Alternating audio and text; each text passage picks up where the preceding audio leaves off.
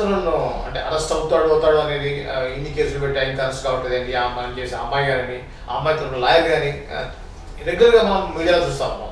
ఈ క్రమంలో నిన్న రాష్ట్రంకి యాంటిసిపేటరీ బెయిల్ అనేది వచ్చింది. దీన్ని మనం ఏ విధంగా చూడాలి? ఈ అమ్మాయి ఎలిగేషన్స్ ఏదో పెట్టింది, ఆయన ముందస్తు బెయిల్ పెట్టుకున్నాడు అరెస్ట్ చేస్తారేమో అని. ఎందుకైనా ముందస్తు బెయిల్ పెట్టుకున్నాడు అంటే ఆవిడ పెట్టిన కేసులో ఖచ్చితంగా అరెస్ట్ అవుతారు కాబట్టి. ఏమని పెట్టింది, నన్ను పలానా మనిషి వాడుకొని వదిలేశాడు, పెళ్లి చేసుకుంటానని నమ్మించి 11 ఏళ్ళు వాడుకున్నాడు.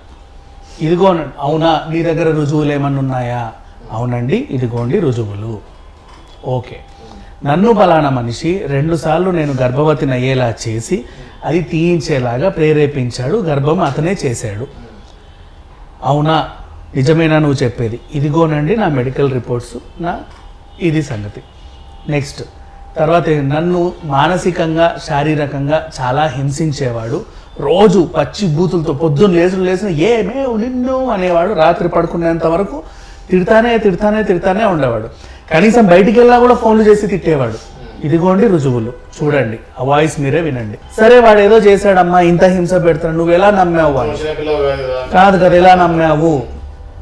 చంపేస్తానని బెదిరించాడండి బయటికి వెళ్తే, అందుకు ఇక్కడ పడున్నాను. నెక్స్ట్ కాబట్టి ఆమె నాన్ బెయిలబుల్ వారెంట్ అవేవో పెడితే ఆయన పాపం ముందస్తు బెయిల్కి అప్లై చేశాడు. అప్పుడు వాయిదా వేశారు, దీన్ని పరిశీలిస్తాం మేము అని. అంటే ఇప్పుడు చాలా బలంగా ఎలిగేషన్స్ పాస్ చేసింది, కొన్ని ఎవిడెన్స్లు కూడా సమర్పించింది. సో నీ గురించి ఆలోచించాలి. ఇప్పుడు ఇతని వైపు నుంచి ఇప్పుడు ఇంతవరకు బాగానే ఉంది కదా. లాయర్కు లావణ్య కొంపం ఉంచింది, ఆవిడ ఎంతగానో అభిమానించి అంటుపెట్టుకున్న లాయర్ గాడే. వాడు చదివిన లా ఎవడు నేర్పాడో నాకు తెలియదు, కానీ అదేంటిది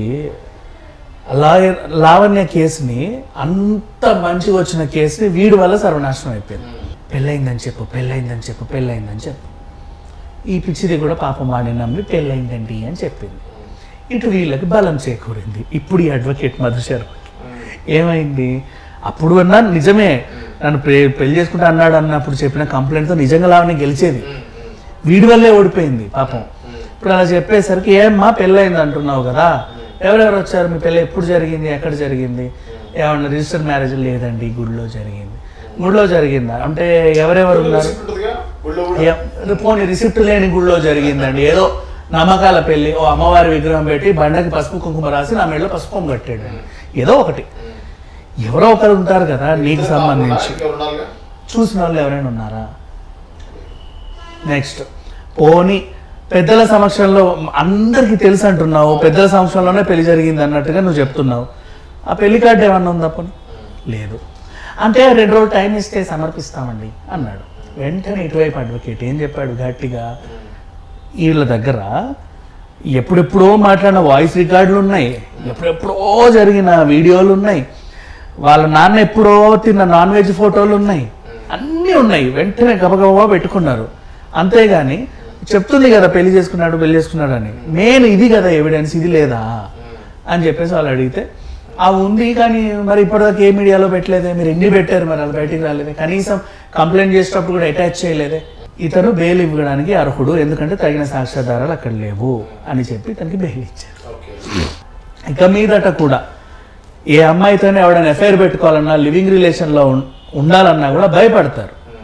ఇప్పుడు ఈ కేసు వల్ల అంత ఇది వచ్చింది కాబట్టి. సో ఇక మీదట అంతే, ఇది చట్టం వచ్చింది కదా అని చెప్పేసాను, నువ్వు ఎలా అయ్యారో అడ్వకేట్ అని అందరూ వాడిని అడగడం వల్ల సారీ లావణ్య అని చెప్పేసి వెళ్ళిపోయాడు. అంత మించి ఏం చేస్తాడు వీడు సారీ చెప్పడం కంటే. సో పాపం లావణ్య కొంపం ఉంచింది సొంత లాయరే, ఇంకెవ్వరు కాదు. రాస్తారని కూడా సైలెంట్గానే పోరాడాడు. మా పిల్లోడికి కూడా భయం వేసే బెయిల్ పెట్టుకున్నాడు. అంటే నీ కేసు బలంగా ఉంది కాబట్టే కదా ముందస్తు బెయిల్ పెట్టుకున్నారు. అంత బలమైన కేసుని నీ లాయరే తీసుకెళ్లి మట్టి కరిపించి బురదలోకి పూసాడు. ఇది ఓవరాల్గా జరిగింది. పాపం లావణ్య ఇప్పుడు ఏదైనా ఉంటే ఫస్ట్ చెప్పు చీపురుతో కట్టి ఆ లాయర్ని కొట్టు. ఇంత పోరాడావు కదా, జూలై 5th నువ్వు కంప్లైంట్ ఇచ్చావు, ఆగస్ట్ 5th కూడా అయిపోయింది, ఇప్పుడు 9th 10th వచ్చింది, నెల 10 రోజులు పోరాడావు. నీ పోరాటాన్ని మొత్తం బూడిదలో కలిపేసిండు నీ లాయరే, ఇంకెవ్వరు కాదు. అది సంగతి. ఇక లావణ్య గురించి మాట్లాడుకుంటే లావణ్య ఏదో కావాలి, అది ఏం కావాలనేది ఇప్పుడు క్లారిటీ రావట్లేదు. అది లావణ్యే చెప్పాలి. ఏంటది? మొన్నటిదాకేమో నాకు వాడు కావాలి అందుకే పోరాడుతున్నాను, ఆయన నీడలో ఉండడం నాకు అలవాటు అయిపోయింది అందుకు పోరాడుతున్నాను. ఓకే, పర్లా.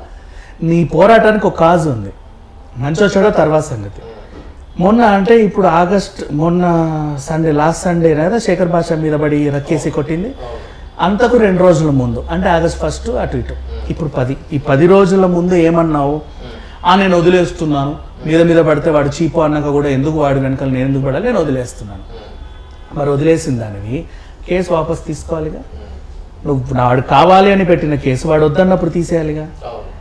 అందుకేగా పెట్టావు. న్యాయం జరగాలి. నెక్స్ట్ నాకు న్యాయం జరగాలి. ఏం కావాలి? ఇల్లు కావాలి, ఇస్తా అంటున్నాడు. చిల్లర కావాలి, ఇస్తా అంటున్నాడు. నీకు అవి కూడా వద్దు, అయినా సరే నువ్వు టీవీ ఛానల్లో కనబడుతున్నావు. నిన్న మొన్న కూడా కనబడ్డావు. ఏం కావాలి నీకు? నీకు ఇంకా ఏదో కావాలి. అది ఏంటి? నువ్వో నీ లాయర్ వచ్చి చెప్పండి, తెలుస్తుంది. ఎందుకంటే వద్దు వద్దు అంటూనే నువ్వు మళ్ళీ కనబడుతున్నావు, లైమ్ లైట్లోకి వస్తున్నావు. సో నీకేం కావాలని ప్రతిసారి ఆమె బ్లేమ్ అవుతుంది కదా. ఇప్పుడు ఆడియోస్ అన్ని బయటకు వస్తున్నాయి. రీసెంట్ గా మస్తాన్ సాయితో మాట్లాడితే చాలా భయంకరంగా అమ్మో వద్దు. అది మన దాంట్లో కూడా మనం ప్లే చేస్తున్నాం. బీబీసీ అతి దారుణమైనటువంటి మాటలు జరిగినాయి ఇద్దరి మధ్యలో. ఎంతో క్లోజ్గా ఉన్నట్టుగా నేను లేకుండా నేను ఉండలేకపోతున్నాను అని బీబీసీ కూడా మాటలు ఉన్నాయి దాంట్లో. సో దాంట్లో ఆమె బ్లేమ్ అవుతుంది. దరిద్రం. ఇంకోటి లావణ్య ఏం చేసిందంటే, నా పర్సనల్ విషయాలు ఎవరు మాట్లాడొద్దు, నా గురించి తప్పుగా మాట్లాడుతున్నారు సోషల్ మీడియాలో అని కోర్టులో కేసు వేసుకుంటాను, నేను అర్జీ తెచ్చుకుంటాను అనింది. నువ్వు వెళ్తావు కరెక్టే అమ్మ, వాళ్ళు నిన్ను ఒక మాట అడుగుతారు, ఎవరమ్మా నీ గురించి తప్పుగా మాట్లాడేది? వీడు వీడు వీడు వీడు అని 10 మంది పేర్లు పెడతావు. ఎప్పటి నుంచి మాట్లాడుతున్నారు, ఎందుకు మాట్లాడుతున్నారు? పొద్దున్నే తలుపు తట్టి లావణ్య నీ గురించి మాట్లాడుతున్నారా? అసలు వీళ్ళకి ఈ విషయాలన్నీ ఎందుకు తెలుస్తున్నాయంటే నేనే బయట పెట్టానండి. మరి నీ బాగోతో నువ్వే కదా బయట వేసుకున్నావు. ఫస్ట్ లావణ్య ఆవిడ వచ్చి చెప్తేనే కదా వీళ్ళందరూ మాట్లాడుతున్నారు. నువ్వు చెప్పకపోతే వీళ్ళు మాట్లాడరుగా.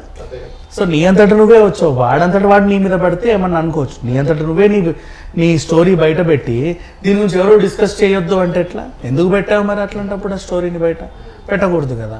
ఇది ఓవరాల్గా లావణ్య పరిస్థితి. అండ్ నెక్స్ట్ లావణ్యకి మనం ఇచ్చే సలహా ఏంటంటే, యాక్చువల్ లావణ్య పోలీస్ స్టేషన్కి వెళ్ళే బదులు, ఆ టీవీ ఛానల్కి వెళ్ళే బదులు, ఈ అడ్వకేట్ గారి దగ్గరికి వెళ్ళే బదులు ఒక్కరోజు ఒక మానసిక వైద్య నిపుణుడి దగ్గరికి వెళ్ళుంటే ఇక్కడ దాకా వచ్చేదా కదా?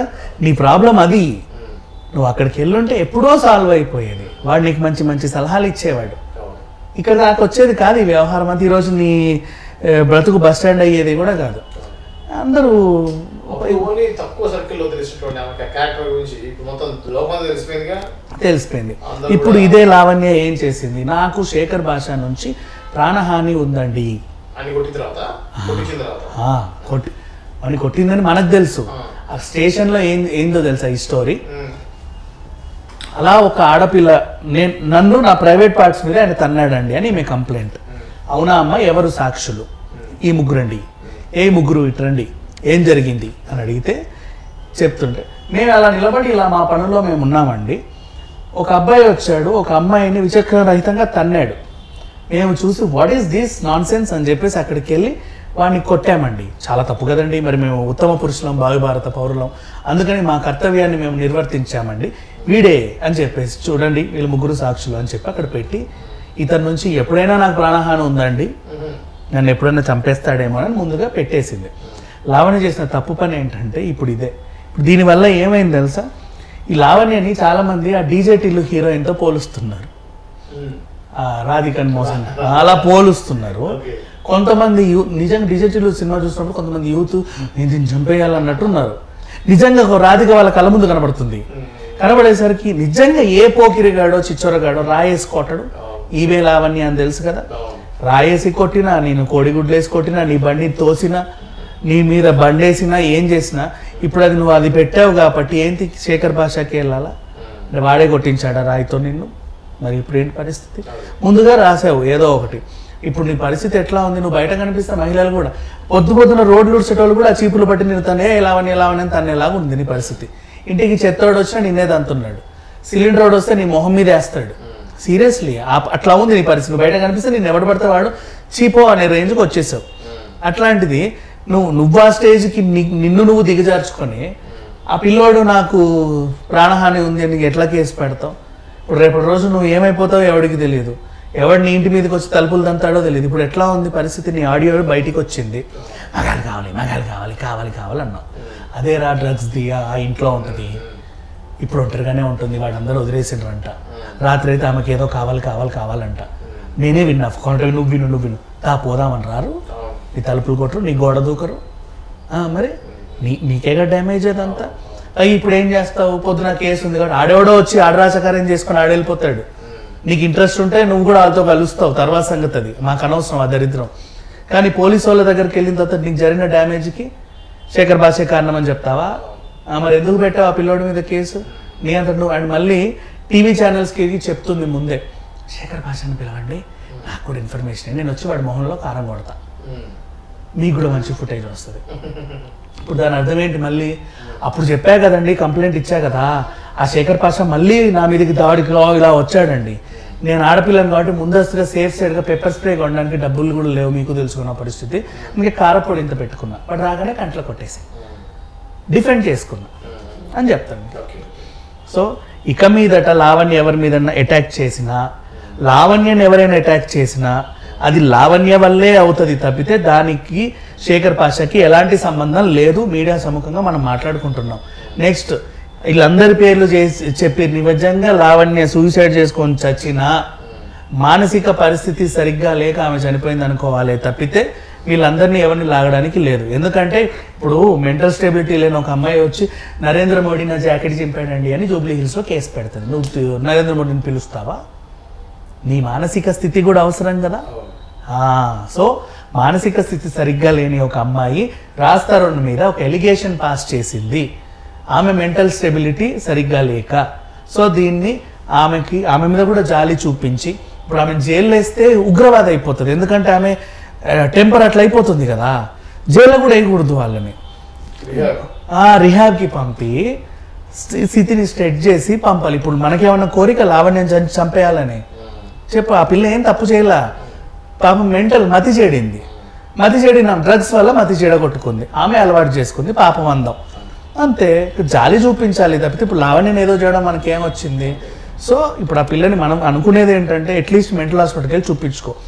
పోనీ నీకు ఆ స్తోమత లేదా చెప్పు, మేమందరం తిలా పాపం తలా పిడికడు అన్నట్టుగా ఫండ్స్ కలెక్ట్ చేసి మేము ఇస్తాం ఆ డాక్టర్కి, నీకు మంచి వైద్యం చేయమని చెప్తాం. పోనీ ఖర్చు మనమైనా పెట్టుకుందాం, నష్టమేం లేదు. జస్ట్ కావాలంటే ఫండ్ రైజ్ చేద్దాం. నీ రోగం ఇంకా అయ్యో ఈమె మానసిక స్థితి మరీ పీక్స్కి వెళ్ళిపోయింది, చాలా పెద్ద ఆపరేషన్ చేయాలి, అది చాలా రేర్, అమెరికాలో చేయాలి, లండన్లో, మేము దగ్గరుండి విరాళాలు వేసి మరి చేపిస్తాం. ఎందుకంటే ఎంత కాదనుకున్నా మన సమాజంలో నిన్నగాక మొన్న చుట్టుపక్కల ఎక్కడో తిరిగినా మన పిల్లే, అంతే, అంతమించి ఇంకెళ్ళదు. ఈమె బుద్ధి చెడినంత మాత్రాన, ఈమె సైకోగా మారినంత మాత్రాన, ఈమె షాడిస్ట్గా మారినంత మాత్రాన, ఈమె ఒక ఉగ్రవాదిగా మారినంత మాత్రాన మైండ్ చెడే కదా అలా అయింది. ఆ మైండ్ను బాగు చేయడానికి మనం కూడా మనమంతా కృషి చేద్దాం. Thank you so much. ఇది అండి రాజ్ తరుణ్ లావణ్యల వ్యవహారం. దాంట్లో రాజ్ తరుణ్కి బెయిల్ వచ్చిన క్రమం ఏంటి అనేది విజయన్ గారు డీటెయిల్గా చెప్పారు కదా. మరో విషయంతో మళ్ళీ కలుద్దాం. అంతవరకు చూస్తూనే ఉండండి Sneha TV. Sneha TV, please like, share and subscribe Sneha TV.